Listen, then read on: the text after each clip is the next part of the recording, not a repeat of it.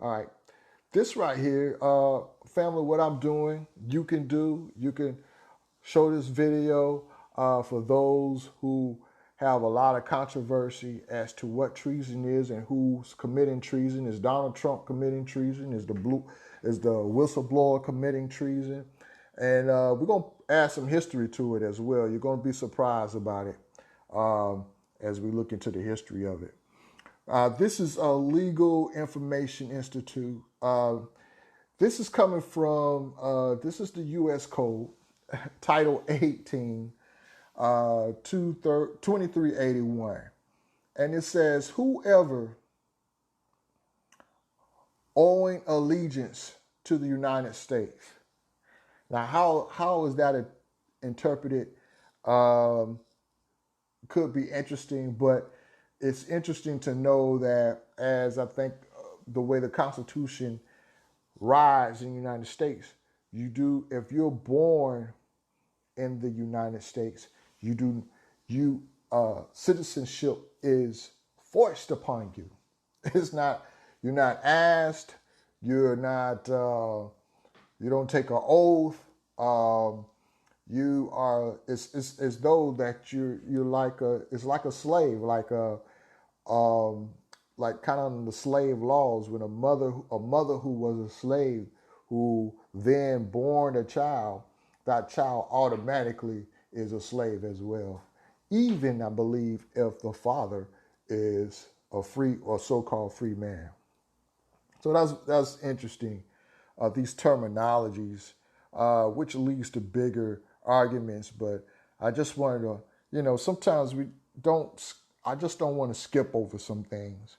But whoever owing allegiance to the United States levies war against them or adheres to their enemies, giving them aid and comfort within the United States or elsewhere, is guilty of treason and shall suffer what? Death. Or shall be imprisoned not less than 5 years and fined under this title, but not less than 10,000, and shall be incapable of holding any office under the United States. So treason here, if we break it down, pretty much it is anyone who levies war against the United States and anyone who aids or brings some type of comfort to the enemies of the United States, right? So, our next, where I want to go next. Let's look at Wikipedia. Even though some people talk about it, but try to discredit it. But I say this: some of the information, yeah, you have to check, but there's references. You can look for yourself to see if they're right or wrong, but they kind of be on point here. Let's read a little bit. It says, in law, let me show where I'm at. In law, treason is criminal disloyalty to the state. It is a crime that covers some more extreme acts against one's nation or sovereign. This usually includes things such as participating in war against one's native country, attempting to overthrow its government, spying on its military, its diplomats, or its secret services for hostile and foreign powers, or attempting to kill its head of state. A person who commits treason is known in law as a traitor. That's interesting, right? I think it's something else I want to get out of here. In English law, let's see.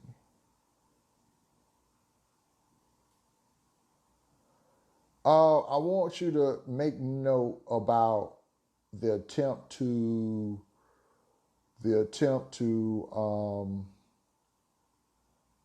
kill the head of state, right?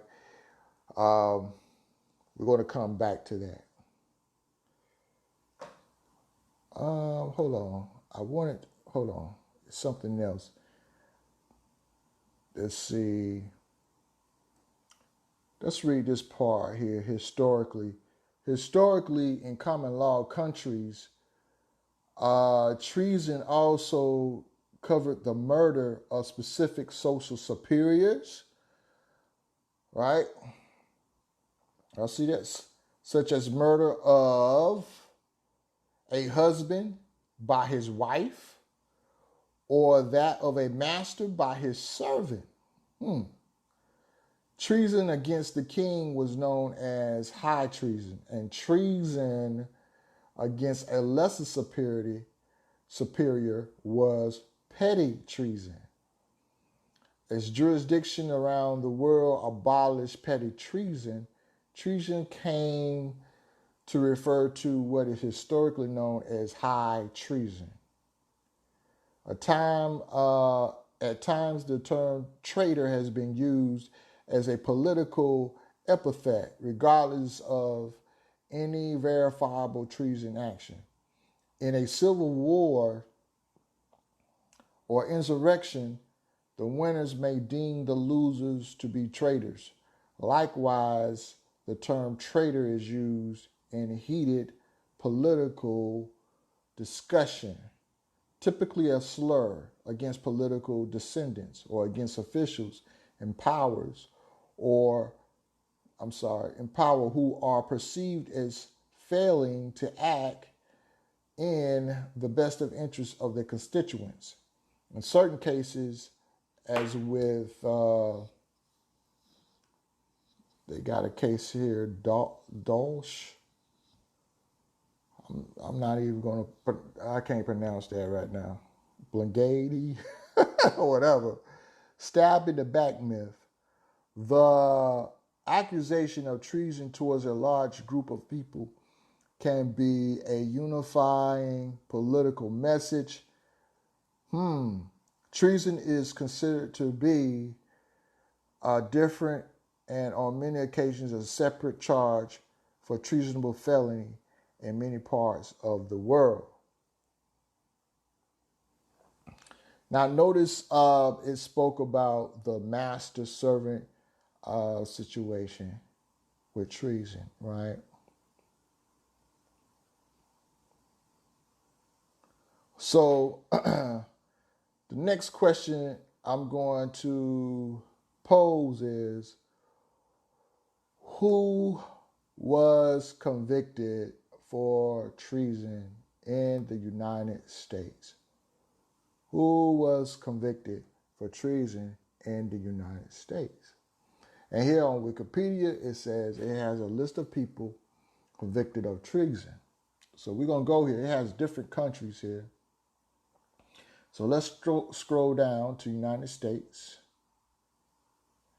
And here you have the list of names of those who were convicted of treason in the United States. Let's look at the first one. We're not going to go into it, but we're just going to look at it.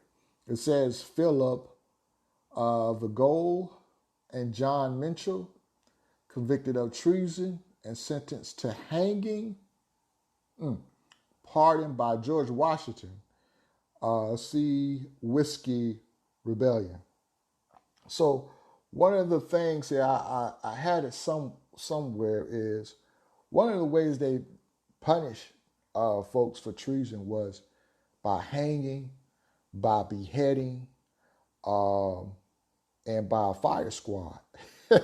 So like if any of you guys caught Donald Trump saying that you know how we used to handle traitors or treason, people convicted of treason or treasoners or somebody that committed treason. That's what he was meaning or speaking of, right? That could, and coming from a president, uh, that's dangerous because that could mean also assassination. Uh, and the question I've asked this before, and I've and it may be provisions. Can the president approve of assassinations under the context or concern for the security of the nation? So, like for example, if they feel that there's some type of security threat to the nation, can they do ops to take out that threat? I've seen indications that the president can do that. So I kind of open that question up to the floor for anyone who want to build and maybe post your comments to answer that question, because um, that has a connection with uh, this study here about treason. So that is one of them. But one other interesting name here comes to play with who was convicted of treason, and that is John Brown. John Brown. If some of you don't know, John Brown was a European abolitionist, uh, slave abolitionist, fighting to free the enslaved of blacks or African Americans, the Negroes, uh, during the 1800s. And it says John Brown, we're going to read a little bit more about him in a minute. It says, convicted of treason against the Commonwealth of Virginia in 1859 and executed for attempting to organize armed resistance to slavery. So for those who don't know, yes, there was some European, or this European brother, uh, he said he was tired of talking, right? And trying to bring liberation for the American Africans. And so, believe it or not, family, some of our people was fighting them. They didn't want to. They didn't want to join them. Man, I mean that just shows you how deep the effects of slavery psychologically has just hindered and messed with the Asiatic man. I tell you, it's going to take more than a miracle for our people to come up out of it. It's going to take us doing the work, but it's certainly going to take a spiritual revolution for our people to arise and wake up. And we're going to need our European nations like John Brown. Maybe not in this sense, because we're not trying to overthrow the government. None of us are trying to overthrow the government. And see, that's another point. If you look, you notice many of the leaders that came about trying to uplift the Asiatic man and woman.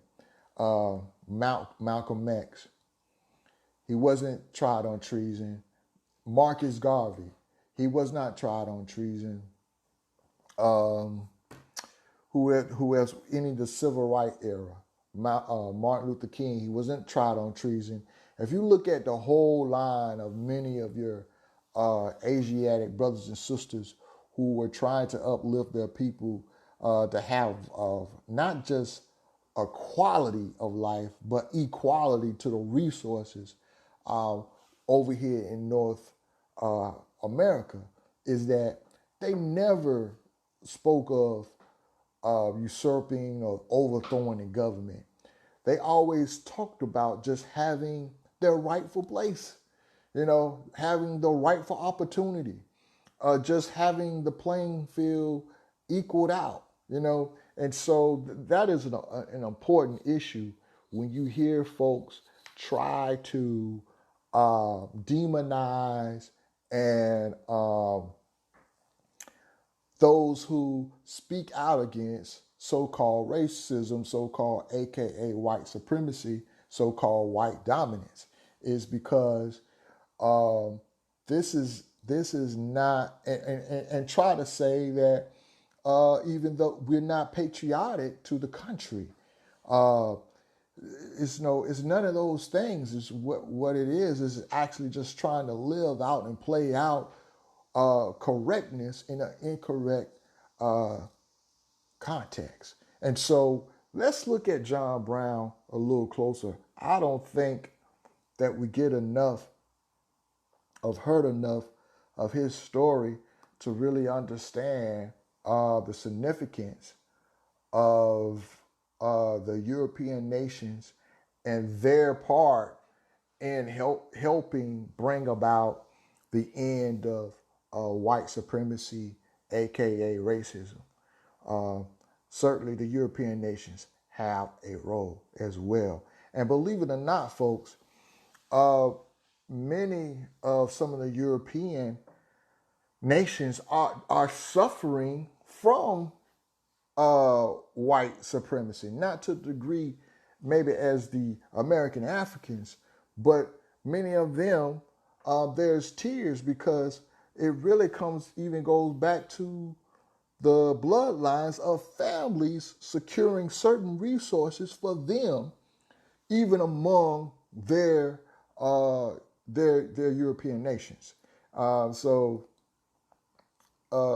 that's a whole nother subject. I kind of touched about it one time before. Let me flip over about during the 1800s, during the the founding, so-called founding fathers of the United States, Constitution 1786, I want to say 1776, I think it was two. But during those times, there were European slaves at the same time. There were European servants at the same time. And at the same time, there were free American Africans or free Moors at the time of the Constitution. All of us were not enslaved and all free. That's why it says free white persons, because some of them were not free white persons. And so, this game that is played through white supremacy of just generalizing the whole population and generalizing a whole nother group of population, it's all a game. It is a fraud. And it is part of it is to keep the status quo and those who are in power, that 5%, that 1% in power, to continue to perpetrate and keep the status quo the way it is. And some of the ones who are getting the crumbs and benefiting from it, rather than trying to correct the matter, they go along with it because they get some cookies and milk for it. But the truth of the matter is that as a people, we need to come together, set things right, so we can have just a more better quality of life among all the nations. Different nations should be able to get along. I can still have my nation, they could still have their nation, and we could still work together and still respect each other's cultures, still respect each other's ancestors and lives and styles that we have by nature and by divine appointment. You know what I mean?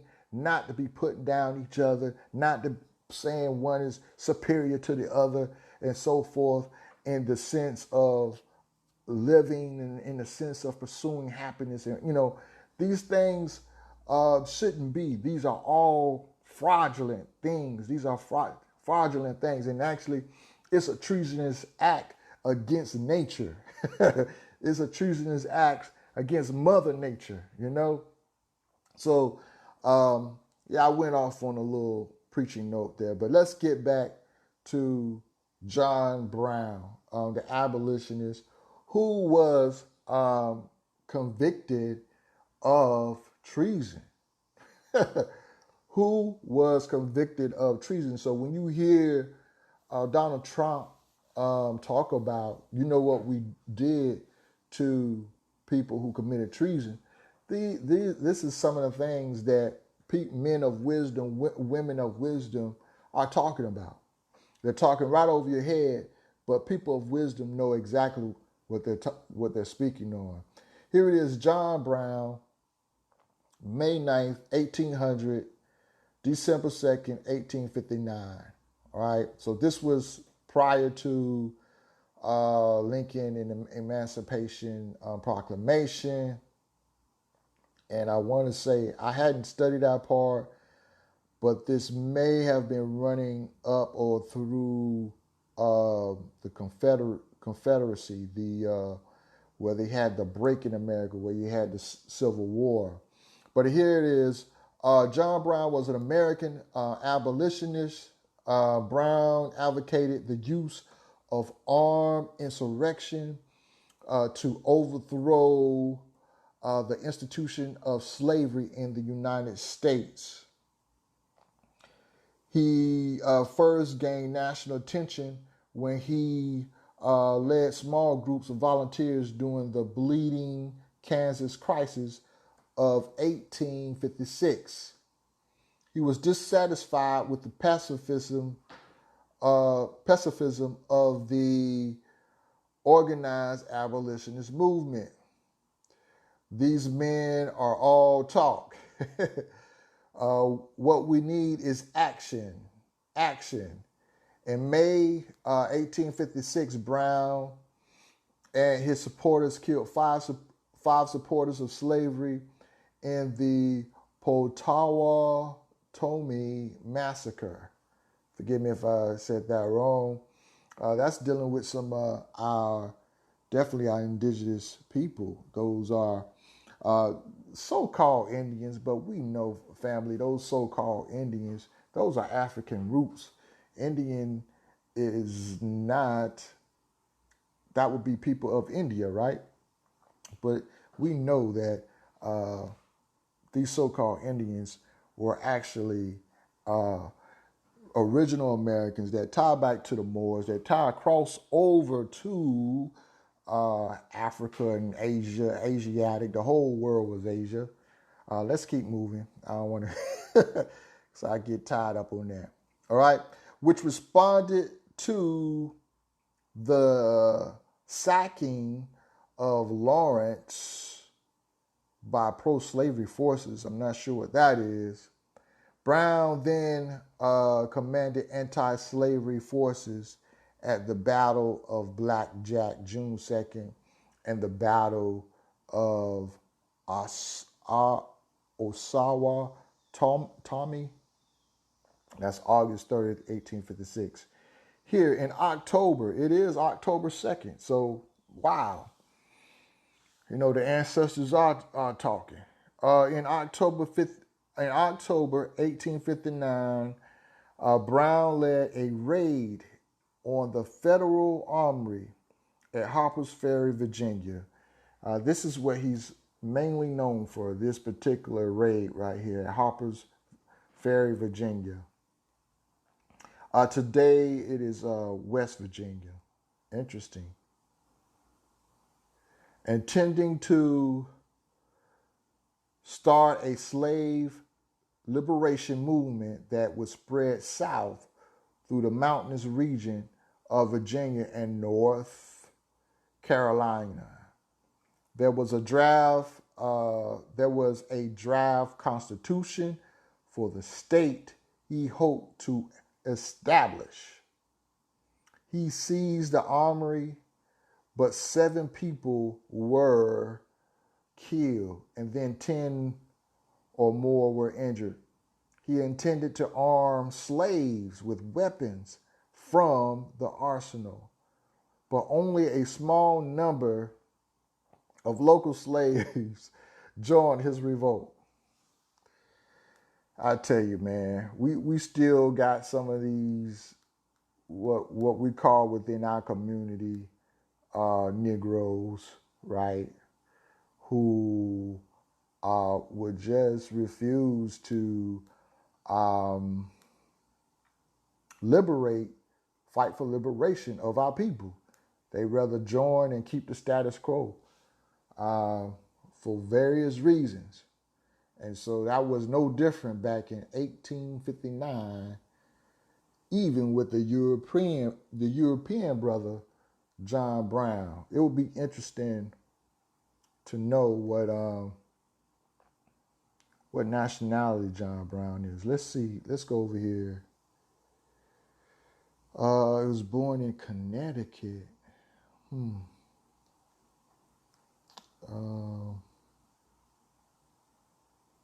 Cause of death, execution by hanging, resting place, North Elba, New York. Who was John Brown's parents? Children, parents, Owen. They don't really say.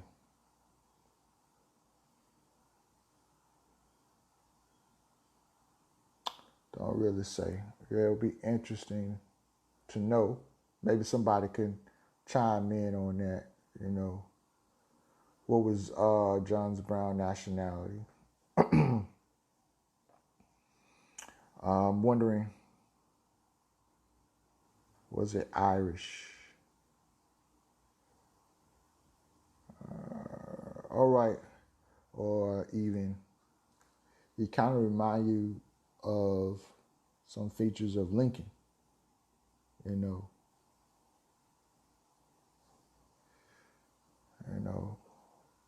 How close was he maybe to African ancestry? You never know. But here it is. Appreciate that heart, whoever's looking. Appreciate that. Much love. All right. Where we are. Okay, the local slaves joined the revolt. Here we go. Within 36 hours, those of Brown's men who had not fled were killed or captured by local farmers, militiamen, and U.S. Marines. Family, this is what you see this part right here, side note, militiamen. This is one of the reasons, in my opinion, why they want to move so much on the gun laws, because, in the Constitution, it allows for militias. And so if at any point these bankers, these international bankers want to cash in on the debt of the United States, they got to deal with militiamen. Unless you take their guns. U.S. Marines, you might not have to deal with them because they may become the U.S. Marshals. But anyway, let's keep going. That's another side note. I'm full of side notes today, aren't I? All right. Look at here. The latter led by Robert E. Lee. That's a familiar name, isn't it? He was hastily tried for treason against the Commonwealth of Virginia, the murder of 5 men, including 3 blacks. Do y'all see that? They use this it's something how these courts, or even, let me back up, not courts, but how the political system of white supremacy will use us when even they're trying to get their own. When they're trying to get their own, we become their friends. So watch out. Inciting, okay, let me get the sentence. Let me go back. I'm sorry, y'all. He was hastily tried for treason. That means immediately. Against the Commonwealth of Virginia, the murder of 5 men, including 3 blacks, and inciting a slave insurrection. He was found guilty on all counts and was hanged. He was the first person convicted of treason in the history of the country. Now, I'm not sure about that one because we just saw earlier how George Washington pardoned someone dealing with the, what was it? What was it, family? Let's go back.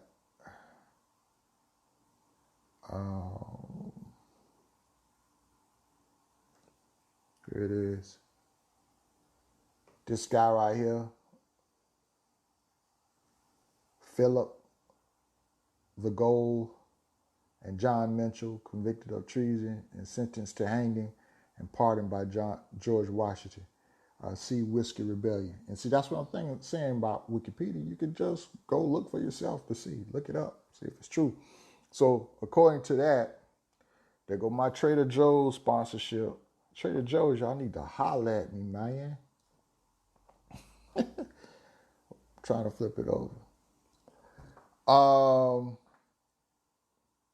So according to that, John Brown was not the first. He may be the first who was actually executed. But I probably would say he was not the first. What makes me think as well is all my ancestors who were hanged under slavery, and probably in some sense they used the treasonous idea for these hangings, because it clearly said in one of the things about treason is that it could be a relation between a servant and a master. And so a servant going against a master was looked at as war against the country. That sounds familiar today, don't it? It may not be a literally hanging, but it could be an economic hanging, right? It could be an economic hanging.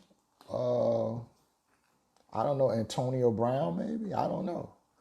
I heard a reporter actually say about Antonio Brown that said the NFL had his career in their hands. That sounds like the antitrust law. That's against antitrust law. How can you have a monopoly to the point where you can control someone's life? That's a monopoly, family. That goes against antitrust law, right? So we're looking at treason. John Brown, I think should. I was wondering, have there been a movie? Has anybody made a movie on John Brown? Has anybody propagated this John Brown idea? I could not find anything.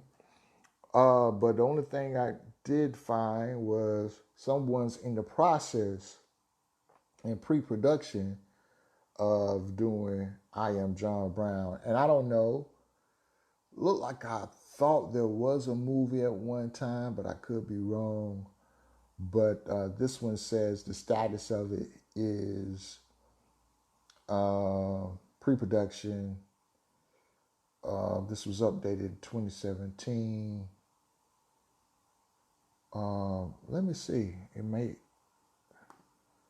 Let me see if it's ever made it out. I Am John Brown. Look like I remember something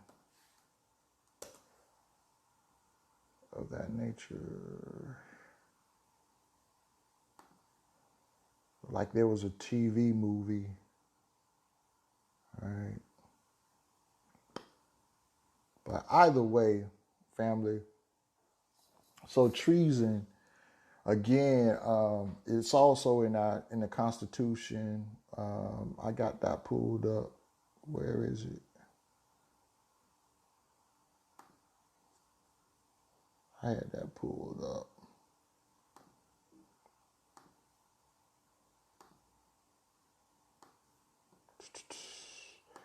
In Article 3, Section 3, it says here, treason against the United States shall consist only in levying war against them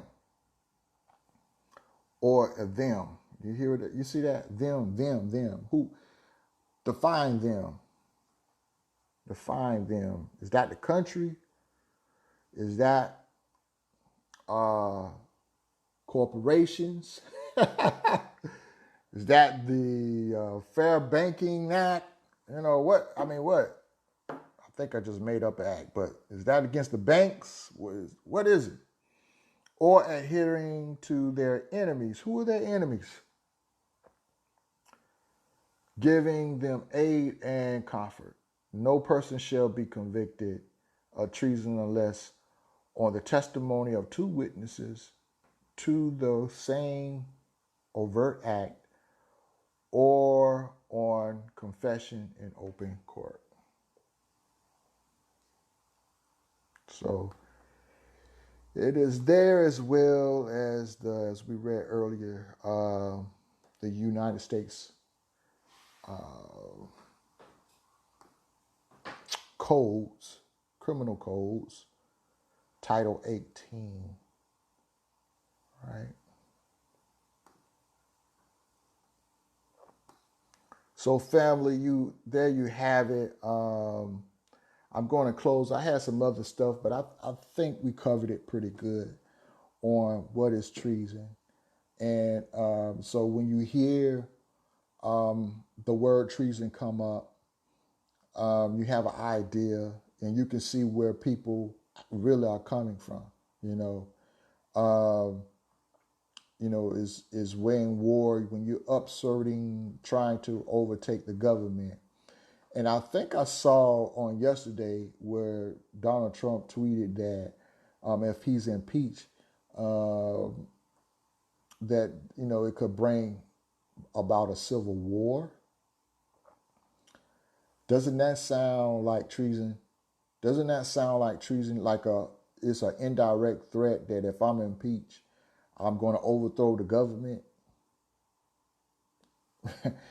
So these are things to, just help you understand the conversation behind the conversation and understand some of the talking points, the indicators. When wise men are talking, they're talking to the 2 audiences. They're talking directly to to the layman, of course, but they also are talking in sending signals. Wise men talks in signs and symbols. They're sending signals and signs and symbols to those men and women of wisdom, letting them know what time it is and what is actually how they're perceiving what is actually about to go down. So these are some great points. Hopefully you can gain something from it. Share with your friends. Begin to continue the conversation. Educate others. And so at some point we can, by the conversation, by having the conversation, by having community conversations, we can begin to break down the barriers, the communication barriers that are going on between men of wisdom and our lay people, because that's where the power is with our lay men people. So with that being said, family, I'm about to sign off. Oh man, Islam Frazier Bay, he came on in, and so you got to.